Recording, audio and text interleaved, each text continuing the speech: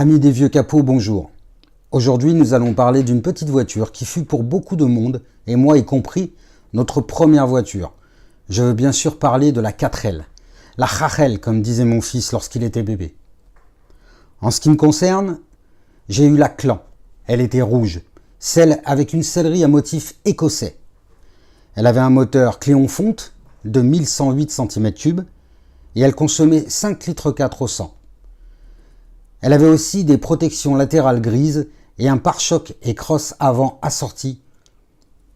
Pour la petite anecdote, moi j'avais retiré le volant d'origine et j'avais mis un volant en bois qui était magnifique, avec un super pommeau assorti. Et un matin, pour aller travailler, surprise, je n'avais plus d'intérieur, plus de pommeau et plus de volant, et bien sûr ma caisse à outils qui me permettait d'aller travailler avait disparu. J'étais furax, croyez-moi. Avant la Clan, l'histoire commença en 1962, avec la première, la R3, avec un petit moteur Billancourt de 603 cm3, avec un intérieur très rudimentaire, un volant 3 branches et des sièges conçus un petit peu comme un hamac. Pas d'enjoliveur, des simples pare-chocs en tube peint sans grille de calandre. Elle ne sera commercialisée que jusqu'en 1962. Salon de Paris, octobre 1961.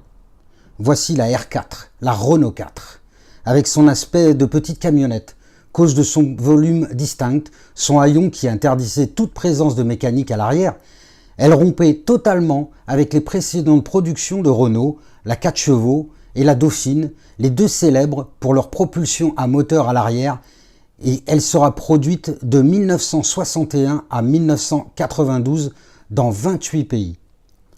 Dans un premier temps, elle fut construite à l'Île-Seguin, à Boulogne-Billancourt, puis à l'usine Renault de Flins, ensuite en Espagne, en Argentine, en Italie par Alfa Romeo sous licence, et même au Maroc, avec un petit détour par Madagascar, puis en Afrique du Sud, et même en Slovénie, où elle finit sa carrière de production.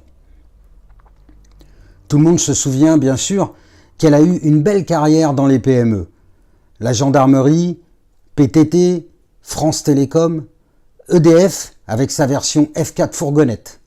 Et la deuxième voiture française la plus vendue avec 8 135 424 exemplaires, derrière la Peugeot 206.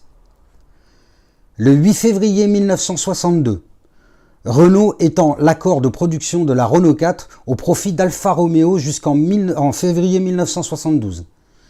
Même que l'on ne s'y trompe pas, si la Dauphine était badgée Alfa Romeo, la R4 sera badgée Renault et ne sera jamais intégrée à la gamme de constructeurs italiens.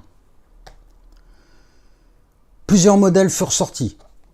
Il y a eu de 62 à 63 la R4 Super, de 63 à 67 la Parisienne, de 67 à 70 il y a eu une version pour concurrencer la Méhari, une version en quelque sorte cabriolet, la plein air. Ensuite, de 76 à 81, la Jogging, une rareté très recherchée par les collectionneurs. En ce qui concerne les raretés, vous avez aussi la R4, la Suisse A4, qui fut présentée au Salon de Genève de mars 1982, avec l'annonce que seuls 300 exemplaires seraient produits uniquement en Suisse. En 1984, nous avons eu la 60s. Puis, pour fermer la porte de la jolie histoire de la R4 en 91, Renault présente la série Carte Jeune pour dynamiser les ventes à l'égard de la jeunesse. Voilà, j'espère que ça vous a bien plu. Et avant de vous quitter, j'aimerais traiter un sujet qui me tient à cœur. Et d'ailleurs, je vais m'efforcer à l'avenir de le faire à chaque vidéo. Juste une petite rubrique concernant le vol de nos vieux capots. Le week-end du 3 au 4 novembre, une Méhari blanche, immatriculée 56 45 YB 27, a été volée dans les alentours de Dameville dans le 27. Elle est en très très bon état, vraiment propre. Elle était dans un garage pour une révision au moment de son vol. Si par hasard vous l'apercevez, n'hésitez pas à prévenir les autorités compétentes. Voilà, je vous remercie et je vous dis à bientôt sur Vieux Capot. Ciao!